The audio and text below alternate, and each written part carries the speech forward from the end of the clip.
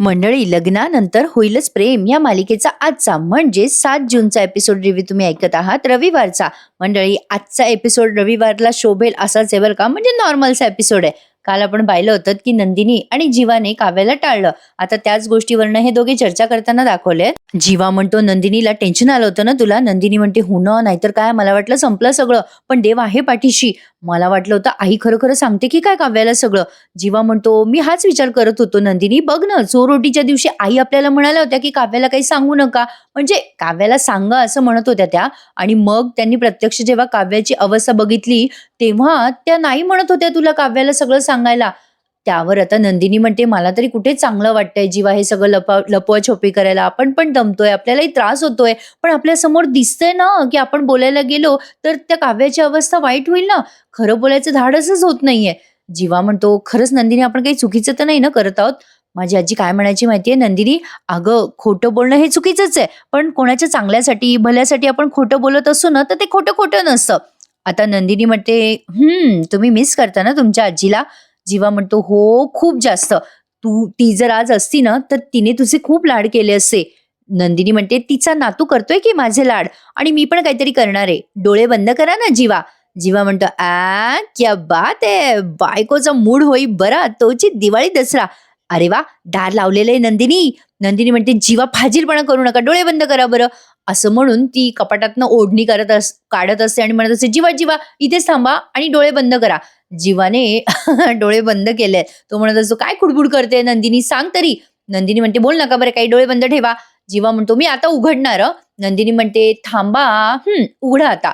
धीर म्हणून नाही तुम्हाला. नंदिनी आता त्या दोघांचे हात बांधते बर का. जीवा म्हणतो, अगे काय प्लॅन आहे तुझा? नंदिनी म्हणते, काय लबाडा तो तुम्ही. जीवा म्हणतो, मग कशाला काढली अशी ओढणी?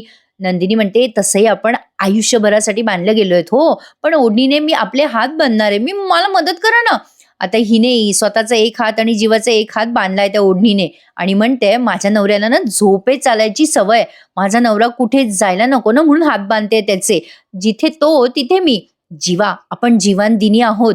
जीवा आणि नंदिनी. नंदिनी अशी जीवाला एकटी सोडणार आहे का? कधीच नाही. जीवा म्हणतो, तसं तर मी आयुष्यभर तुझ्यासोबत राहायला तयार आहे, फक्त. नंदिनी म्हणते, फक्त काय? जीवा म्हणतो, वॉशरूमला जाताना हे सोडावं लागेल हा. नंदिनी म्हणते, काय हो, तुम्ही रोमॅन्टिकच नाही आहात काय, सगळं सगळं रोमॅन्स संपला तुमचा. लगेच जीवा म्हणतो, लाईट्स ऑफ. माझ्यातलाच रोमॅन्स संपला काय? आणि मग या दोघांवरती एक सुंदर असं गाणं आपण बघतोय आणि त्या गाण्यावर ते दोघं डान्स करताना दाखवलेत, खूप वेळ डान्स करताना दाखवले. गाणं आहे ते जरा जरा दिवानापन, जरा जरा मिठी चुभन असं गाणं आहे आणि त्यावर हे दोघं सुंदर आणि रोमॅन्टिक डान्स करताना दाखवले. त्यातच आज खूप वेळ गेला मंडळी. इकडे आता पाऊस पडत असतो आणि काव्या मॅडमला जाग येते अर्ध्या रात्री, आणि त्या पावसात म्हणजे पहिला पाऊस आहे आणि त्या पहिल्या पावसामुळे मातीचा सगळीकडे सुगंध सुटलाय. साहजिक आहे प्रेक्षकांनो, प्रेग्नेंट बाईच काय, अहो साध्या म्हणजे प्रेग्नेंट नसलेल्या बाईला पण मातीचा सुवास आल्यावर माती खावीशीच वाटते. मला तर वाटते बाई कधी कधी खावीशी, पण खाता येते असं नाही ना. काव्य आता पार्थला जागवत असते, आता तिला मातीचा सुगंध आलाय ना, आणि म्हणत असते, उठा ना देशमुख, बाहेर किती छान पाऊस पडतोय. त्या पार्थला काही झोप सुधरत नसते. तो म्हणतो, झोपू द्या ना काव्या, अहो तुम्ही बघा ना तो पाऊस, वाटला तर सांगा मला, एक्सप्लेन करा कसा पडतोय पाऊस. काव्या म्हणते, काय बाई, उठा ना देशमुख, अहो मातीचा किती छान सुगंध सुटलाय बघा ना. अहो मला ना, थांबा थांब रे, मिळणार मिळणार, असं ती पोटातल्या बाळाशी बोलत असते आणि म्हणत असते, देशमुख उठा ना, मला माती खायची आहे. आता पार्थ म्हणत असतो, झोपू द्या ना. काव्या म्हणते, उठा ना, किती पाऊस पडतोय बाहेर. पाऊस, आता हा पार्थ म्हणतो, अहो तो खोटा पाऊस आहे वळवाचा. काव्या म्हणते, तरी पण उठा, मला माती खायची आहे. आता तो खडबडून जागा होतो आणि म्हणतो, काय काय बोलताय तुम्ही, काय वेडबीड लागलं का? बरं काव्या, तुम्हाला छानपैकी तूप वगैरे टाकून काही बनवून आणून देऊ का? आता ती पुन्हा म्हणते, ओ अहो मला माती खायची आहे देशमुख. आता तो पार्थ म्हणतो, काय माती खायची आहे, काय बेडे झालात का, झोपा. काव्या म्हणते, मला नाही माहिती, आताच्या आता बाहेर जा आणि मला माती आणून द्या. असं म्हणून ती उठून त्या हॉलमध्ये जाते. पार्थ तिच्या मागे मागे जातो नेहमीप्रमाणे आणि म्हणतो, काय चाललंय तुमचं काव्या, अहो माती कोणी खातं का? काव्या म्हणते, मला नाही माहिती, मी मस्करीच्या मूडमध्ये नाहीये, मला माती खायची म्हणजे खायची, जा ना, आणा ना माझ्यासाठी माती. पार्थ म्हणतो, आज काय करता काव्या, मी तुमच्यासाठी नूडल्स बनवू का, छान मसाला घालतो, त्या मसाल्याला माती समजा हवं तर. काव्या म्हणते, तुम्हाला कळत नाहीये का देशमुख, मला माती खायची म्हणजे माती खायची. पार्थ म्हणतो, काय तुम्ही, माती सिरियसली? काव्या म्हणते, आणून द्या आत्ताच्या आता. पार्थ म्हणतो, ओरडू नका ना, घरचे उठतील ना, असं नाही आणू शकत हो मी माती. काव्या म्हणते, "अहो, आपल्या गार्डनमध्ये किती माती आहे. आणा ना मूठभर माती. लगेच आणा आणि मी खाऊन टाक." पार्थ म्हणत असतो, "अहो काव्या, बाहेर माती आहे, पण ती माती चांगली नसते हो. गावची माती चांगली असते. गावची अंगणातली माती आपण खाऊ शकतो चिमूटभर, पण शहरातली माती घाण असते हो. नका खाऊ माती." काव्या त्याला म्हणते, "खड्ड्यात जा. तुम्हाला आणायची आहे का? नाहीतर मीच बाहेर जाते आणि माती घेऊन येते." त्यावर आता पार्थ म्हणतो, "थांबा." जातो खड्ड्यात आणि माती घेऊन येतो. बिचारा पार्थ. ती बायको म्हणेल तसंच त्याला ऐकावं लागतं. तो बाहेर जातो तेव्हा काव्य येस असं करते. आता मानिनी जागी होते. हिची झोप मात्र अगदी म्हणजे काय म्हणतात त्याला, अगदी सावध आहे बरं का मानिनीची झोप. तिला लगेच बाहेर आवाज यायला लागतात आणि ती बाहेर येते. खुडबुड खुडबुड आवाज येतात ना म्हणून. आणि पाऊसही पडत असतो ना बाहेर. या सगळ्याच गोष्टींचा तिला चाळ येतो आणि ती जागी होते मानिनी. इकडे पार्थ बाहेरून आत येत असतो तेव्हा त्याचे सगळे मातीने भरलेले पाय त्याने त्या फरशीवरती उमटवले. आता त्यामुळे मानिनीला कळतं ना सगळं यांचं सिक्रेट. आता पार्थ माती आणतो आणि काव्या आधी तर त्या मातीचा खूप वेळ सुगंध घेत असते. तेवढ्यात मानिनी येते आणि मग पार्थ म्हणतो असतो, "आई आली, आई आली, लपा." काव्या म्हणते, "तुम्ही काय लपताय? या ताटाला लपू आधी." त्याने ताटात माती टाकलेली असते समोर. मानिनी म्हणते, "अरे काय रे, एवढ्या रात्री जागे आहात दोघं जण. ए बाई काव्या, अगं बरं आहे ना बाई तुला?" पार्थ म्हणतो, "नाही आई, बरं वाटतंय त्यांना. त्या अभ्यास करत होत्या." मानिनी म्हणते, "अभ्यास? तेही पुस्तकाशिवाय का?" त्यावर आता पार्थ पुन्हा चाटा ठोकत म्हणतो, "अगं आई, त्यांना सगळं तोंडपाठ आहे ना, उत्तर पाठ असतात त्यांना, सगळ्या प्रश्नांची उत्तरं पाठ. अगं पेज नंबर सकट पाठ असतात ना, रिव्हिजन घेतो तुम्ही त्यांची." आता लगेच मानिनी म्हणते, "ए तुझे केस का ओले आहेत? तू पावसात भिजून आलास का?" पार्थ म्हणतो, "माझे केस?" त्यावर आता काव्या म्हणते, "तोंडावर पाणी मारून आलेत ना ते, त्यांना माझी रिव्हिजन घ्यायची म्हणून." पार्थही आता होला हो करत असतो काव्याच्या. तेवढ्यात आता पार्थने जे दार उघडं ठेवलं ते वाऱ्याने खड खड वाजत असतं. मग मानिनीचं लक्ष जातं दाराकडे. मानिनी म्हणते, "दार कसं काय उघडं आहे हे? मी तर लावलं होतं ना झोपताना." पार्थ म्हणतो, "अगं आई तू झोप, मी करतो ना बंद दार." मानिनी म्हणते, "नाही रे, थांब थांब." असं म्हणून आता मानिनी जाते दाराकडे. पार्थ काव्याची चांगलीच फजिती होत असते. ती माती लपवायला जातो पार्थ, पण मानिनी ओरडते, "ए पार्थ, लवकर ये." "अरे हे काय आहे? मातीचे पाय कोणाचे आले घरात? अरे बाबा चोर-बीर आला का काय घरात? दार कसं काय उघडे?" "अरे बापरे तू, अरे हे काय?" आता लगेच पार्थच्या पायाला माती दिसते मानिनीला. आता पार्थ लगेच काव्याच्या मागे लपतो बरं का आणि मानिनी म्हणते, "अरे तू गेला होतास ना भिजायला बाहेर, तुझ्या पायाला माती आहे. अरे पार्थ तुला रात्रीचं हे बरं सुचतं." असं म्हणून मानिनी त्याला मारायला त्याच्या पाठी धावत असते. पार्थ आता इकडे तिकडे लपायला लागतो. मानिनी आता ते समोर असलेलं ताट त्याला फेकून मारणार. तेवढ्यात तिला ताटातली माती दिसते. मानिनी म्हणते, "माती ताटात? अरे हे काय रे? अरे कोणी ठेवली ही माती इथे?" आता लगेच पार्थ म्हणतो, "आई तुझा प्रश्न चुकीचा आहे गं. कोणी ठेवली नाही, का ठेवली विचार." मग मानिनी म्हणते, "का ठेवली आहे ही माती?" मग हे दोघं एकमेकांकडे बोटं दाखवतात. मग काव्या पुन्हा एकदा त्या मातीचा वास घ्यायला लागते. मग मानिनी म्हणते, "अगं बाई, तुला काय माती खायचे डोहाळे लागले की काय?" "असे होय," असं म्हणून त्या हसायला लागतात. आता त्यांना सगळं माहितीच आहे काय प्रकरण आहे. पण यात पार्थची मजा आली बरं का. मला फार छान वाटलं. आता मानिनीने पार्थला सगळी फरशी पुसायला लावली. आणि या सासासूना मातीचा वास घेत बसल्या. मजा आली. काय नव्हे ते या आजच्या एपिसोडमध्ये एवढा सीन मला लय भारी वाटला आणि मानिनीने सांगितलेलं हे पुढचं तत्वज्ञान ऐका तर मग. पार्थ फरशी पुसत पुसत वैतागलेला असतो आणि म्हणत असतो, "मला फरशी पुसायला लावतायत आणि या सासूसुना मस्त बसल्यात निवांत." आता फरशी पुसणं झाल्यावर हा आलाय या सासासुनांकडे आणि म्हणतोय, "देशमुखाच्या राज्याची फरशी पुसणं झालेली आहे. आता काय करायचंय? झोपता का जरा मॅडम?" काव्या म्हणते, "नाही हो, मला आता झोप नाही येते ना, त्या मातीचा वासच घेत बसले मी." म्हणजे ते जे डोहाळे आले होते ना, मला क्रेविंग आलं होतं ते बंद झालं बरं का आता. पार्थ म्हणतो, "मी एवढी माती घेऊन आलो आणि तुमचे डोहाळे बंद झाले." "आई पाहिलं का, हा आईच होणार आहे ना या आणि यांना माती खायची आहे." मानिनी म्हणते, "गप्प बस रे मेल्या. अरे होतं असं गरोदरपणात. त्या क्षणाला बाईला काहीतरी खावंसं वाटतं. म्हणजे त्या सगळ्या वाटण्याला पण कारण असतं बरं का पार्थ." काव्या म्हणते, "काय कारण असतं आई?" मानिनी म्हणते, "तुला सांगू का, गरोदरपणात बाईला जर आईस्क्रीम खावंसं वाटलं तर आपण काय म्हणतो, जाऊ द्या, खा वाटलं तर खाऊन घे बाई, पण सोडून देतो तो विषय. तसं नसतं ग काव्या.